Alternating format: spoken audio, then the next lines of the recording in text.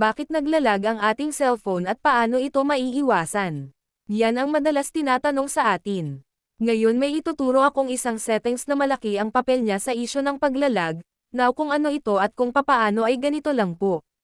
Una, hanap muna kayo ng mga apps dyan sa phone nyo na hindi nyo madalas ginagamit. So halimbawa itong business suite ko at hindi ko ito madalas ginagamit. Now ang gagawin po natin ay i-long press nyo lang po ito. Then pindutin ang app info. Tapos dito ay makikita nyo ang battery usage.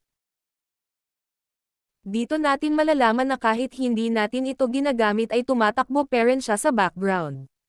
Parang tayo lang ba na kapag marami tayong iniisip minsan naglo-loading o naglalag yung isip natin. So ang gagawin po natin ay pindutin sa ibaba ang background power control. Then iset sa restrict background power usage. Para hindi siya tumatakbo sa background kahit hindi natin ito ginagamit.